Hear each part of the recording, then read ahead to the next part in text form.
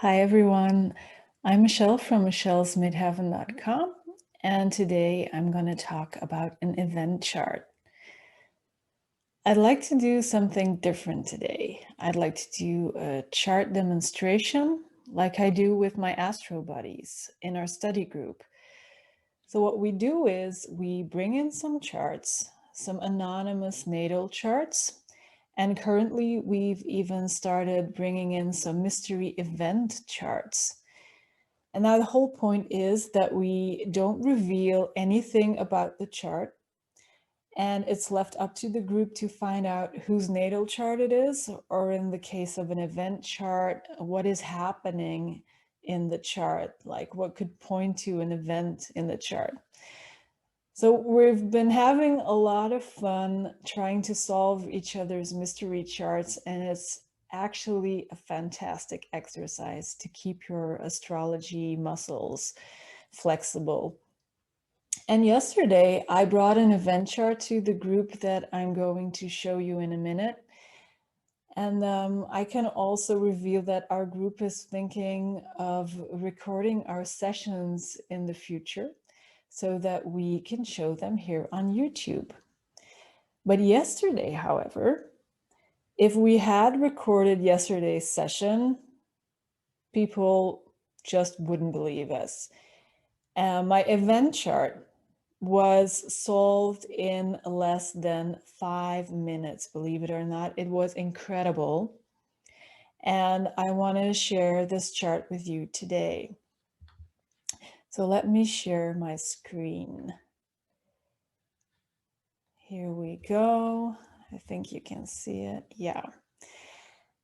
So what we're going to do now is analyze this chart step by step and look at the most important placements in the signs and in the houses and the aspects between the planets. So first, I suggest doing this without any interpretation, just getting a feel for the chart. And then you'll see that the chart will gradually reveal what is going on. First of all, the thing that will probably catch your eye is that 4-planet stellium right up there in the 10th place.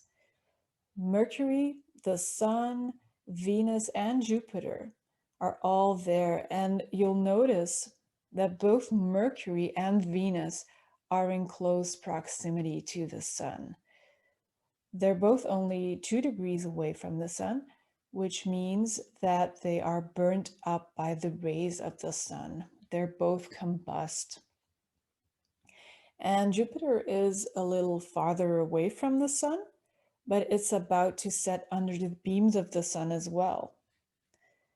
So these planets are pretty hot, you could say, and what is also important is the essential dignity of the Sun.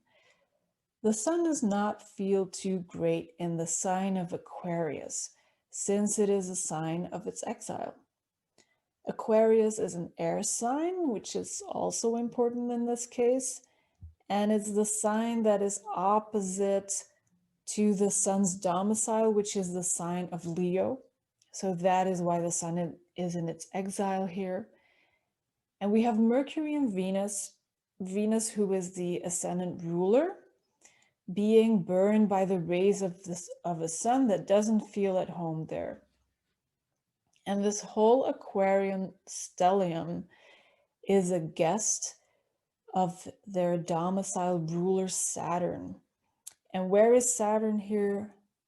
Saturn, the god of death, is in the 8th house of death.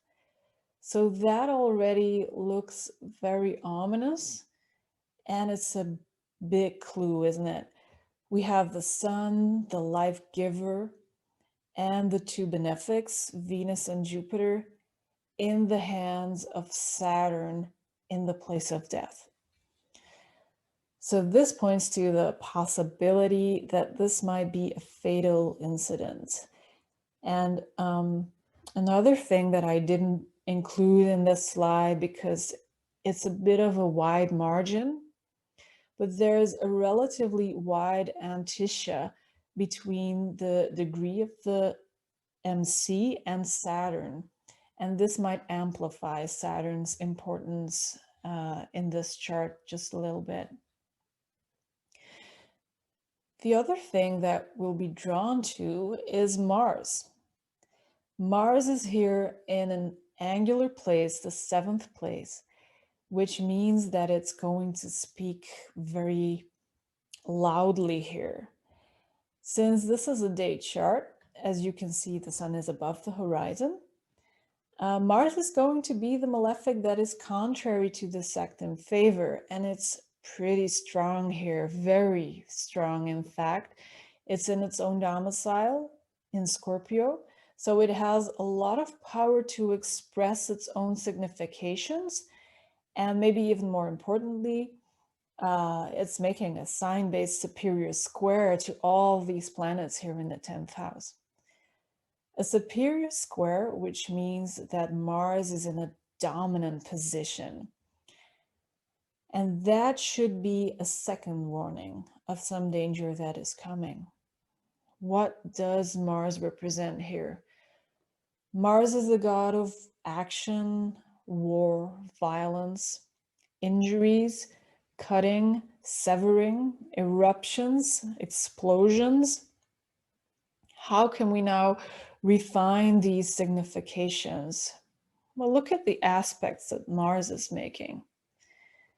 I said that Mars is in a sign-based aspect to the stellium in the 10th place, but is it also making any degree-based aspects? Well, Mars is in the last degrees of Scorpio, so it is not in an applying aspect with any planet. However, it is flowing forth from a degree-based square to Jupiter, and it is still within 3 degrees of that square, which means that it's still quite powerful. What could Jupiter's significations add to those of Mars? How about the scale of the event? As Jupiter is the god of growth, augmentation, enlargement, well, now we know that something big is happening here, something lethal, something hot. Think about those planets under the beams, right? And then with the fiery god Mars in such a dominant position. So that gives us a lot of clues. And there is one last planet that we didn't mention, and that is our other luminary, the moon in Virgo in the 5th place. And I always like to see if both of the luminaries are in a harmonious relation to one another. And in this case, they are not, which is also an ominous sign. The moon has just made an opposition to the sun, so it was a full moon. And now it has moved over to the next sign of Virgo, where it is in an aversion to the sun. You could consider that to be worse than an opposition because planets that can't see each other are not going to be able to help each other out, right?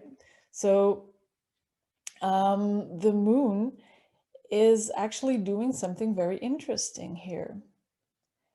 In horary astrology, it is always a good idea to look at the aspects that the moon is making, because the moon is going to tell us something about the flow of events. And it's interesting if we apply this technique here too. So if you look at the last degree-based aspect and the next degrees-based aspect of the moon in this chart, you can see the moon in 11 degrees of Virgo. Now, we know that the moon cannot see the stellium in the 10th place, as Virgo has no connection with Aquarius, which means that the only connections that the moon can possibly make is with both of the malefics. And this is what we see. The moon's last aspect was with Saturn, who is in the 7th degree of Sagittarius. And next up, the moon will be aspecting Mars. Yeah, so the moon is in the process of translating the light from Saturn to Mars. It's as if Mars is going to carry out an order from Saturn, and Mars will do this, of course, in a Mars-like way. In this case, by way of an explosion.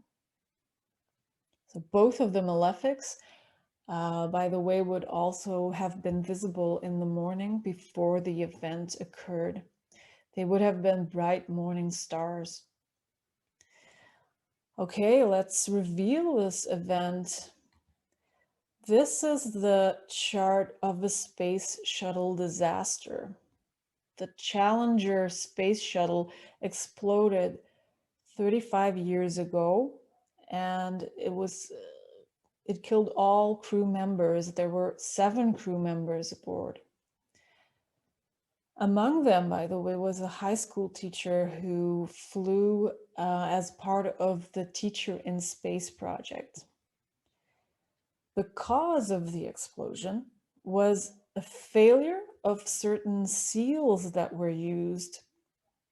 They are called O-ring seals, and they were not designed to handle the cold temperature.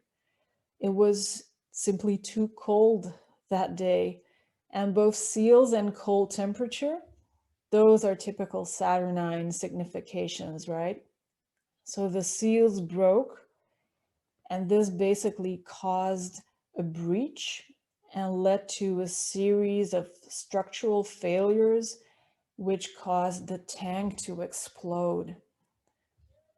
So can you see how the moon is telling us the story here? The flow of events, the structural failure then leading up to an explosion.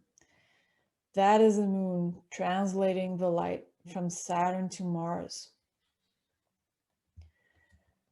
Yeah, so, and I'm sure that there is much more to figure out in this chart. And please, yeah, be sure to let me know in the comments if you find more information in this chart. I'm curious to know what you think of it. And that's it for today. If you like this kind of content, please give this video a thumbs up and let me know what you think in the comments. Also, check out my website, michelsmidheaven.com, where I offer guidance to students of Hellenistic astrology through natal mystery charts as a fun way to train those astrology muscles. Thank you for watching. See you next time.